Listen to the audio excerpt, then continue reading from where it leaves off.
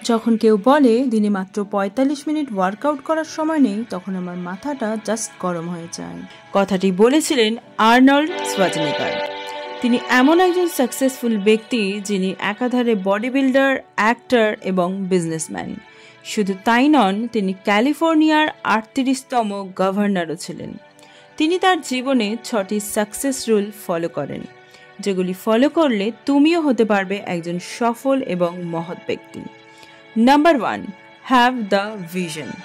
জীবনে একটা ভিশন বানাও, অর্থাৎ তুমি কোথায় যেতে চাও।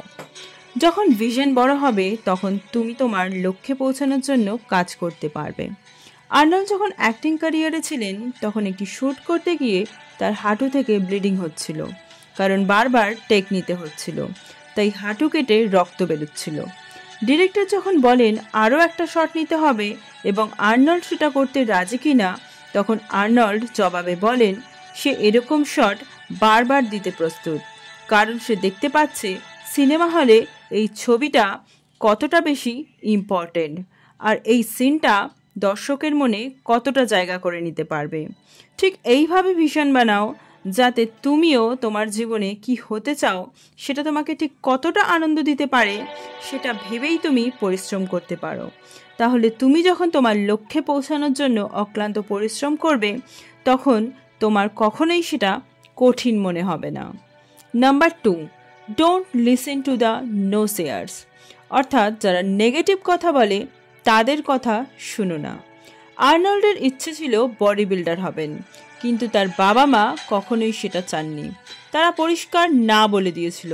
তার বাবা চেয়েছিলেন আর্নল্ড একজন পুলিশ অফিসার হোক, কারণ তার বাবা পুলিশ অফিসার ছিলেন, এবং আর্নল্ড যেন বিয়ে করে সংসার ধর্ম করে।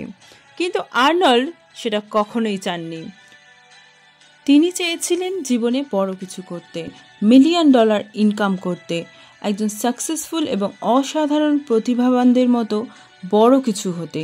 সুতরাং তোমরা যদি চাও সাকসেসফুল হতে, তোমাদের সামনে অনেক ব্যক্তি, সমাজ, রিলেটিভ তোমাদেরকে ডাইরেক্ট বলে দেবে যে তুই এটা করতে পারবি না। কিন্তু তুমি যদি তোমার প্যাশনকে ফলো করে যাও, তাহলে কে কি বললো সেটা না শুনে নিজের মনের কথা শোনো। আর্নল্ড যখন স্পিচ দিচ্ছিলেন, তিনি খুব একটা দামি কথা বলেছেন। যখন কেউ বলে ইট ইজ ইম্পসিবল, তখন আমি শুনতে পাই ইট ইজ পসিবল, অর্থাৎ আমার দ্বারা এটা সম্ভব। Number 3, work hard like hell. পাগলের মতো কাজ করো। আর্নল্ড বলছেন আমাদের প্রত্যেকের কাছেই 24 ঘন্টা সময় থাকে, সেখানে আমরা 6 ঘন্টা ঘুমাই, তাহলে বেঁচে থাকে 18 ঘন্টা। কেউ যদি 8 থেকে 10 ঘন্টা জব করে এবং 2 ঘন্টা ট্রাভেলিংয়ে চলে যায়, তাহলেও বাকি থাকে 6 ঘন্টা। আর এই 6 ঘন্টাই হলো আমাদের নিজেদেরকে তৈরি করার সময়। এই 6 ঘন্টার মধ্যেই আমাদের ভালো ভালো বই পড়তে হবে, অন্তত 45 মিনিট ওয়ার্কআউট করতে হবে, আর প্রতিদিন কোনো নতুন কিছু শিখতে হবে। তিনি তার নিজের জীবনে প্রচুর হার্ডওয়ার্ক করেছেন। একই সাথে 5 ঘন্টা বডি বিল্ডিং, কনস্ট্রাকশনের কাজ এবং অ্যাক্টিং ক্লাস অ্যাটেন্ড করতেন অ্যাকসেন্ট ঠিক করার জন্য। অর্থাৎ সফল হতে গেলে সময় নষ্ট করা যাবে না, প্রচুর পরিশ্রম করতে হবেন।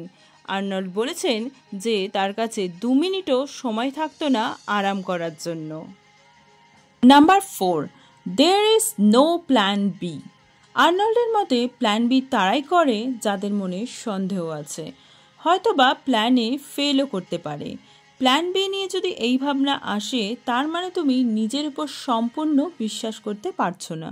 যে নিজের উপর বিশ্বাস করতে পারে না, সে এমনিতেই ফেল করে। প্ল্যান বি সেট করা মানে একটা ব্যাকআপ প্ল্যান রেখে দেওয়া, অর্থাৎ প্ল্যান এতে 100% এনার্জি না দিতে পারা। তিনি খুব সুন্দর একটা কথা বলেছেন, সেফটি নেট ইউজ না করে খেললে আমরা অনেক বেশি ভালো পারফর্ম করতে পারি। নাম্বার 5, ফেল করার ভয় পেও না। আর্নল্ড বলছেন ফেল করাটা ওকে, তাতে কোনো সমস্যা নেই, কিন্তু ফেল করে আবার উঠতে হবে। যতবার ব্যর্থ হবে ততবার উঠে দাঁড়াও, তাহলেই তুমি উইনার হবে। কিন্তু যে একবার পড়ে গিয়ে আর উঠতে পারে না, অর্থাৎ হাল ছেড়ে দেয়, সেই হলো সবথেকে বড় লুজার। আর্নল্ড স্বপ্ন দেখেছিলেন তিনি অ্যাক্টিংয়ের লিডিং রোল করবেন, কিন্তু কেউই তাকে সেই সুযোগ দেয়নি, কারণ আমেরিকান অ্যাকসেন্ট আর্নল্ডের জানা ছিল না। তিনি আমেরিকান অ্যাকসেন্টে কথা বলতে পারতেন না, কিন্তু আর্নল্ড কিন্তু থেমে যাননি অথবা কুইট করেননি। তিনি অ্যাক্টিং স্কুলে ভর্তি হয়েছিলেন এই অ্যাকসেন্ট প্র্যাকটিস করার জন্য, এবং তিনি রাত্রির 8টা থেকে 12টা পর্যন্ত এই অ্যাক্টিং স্কুলে যেতেন অ্যাকসেন্ট প্র্যাকটিস করার জন্য, এবং শেষ পর্যন্ত তিনি লিডিং রোলেই অ্যাক্টিং করেছেন। আর্নল্ডের মতো তুমিও যদি সাকসেস পেতে চাও তাহলে হারার ভয় পেও না।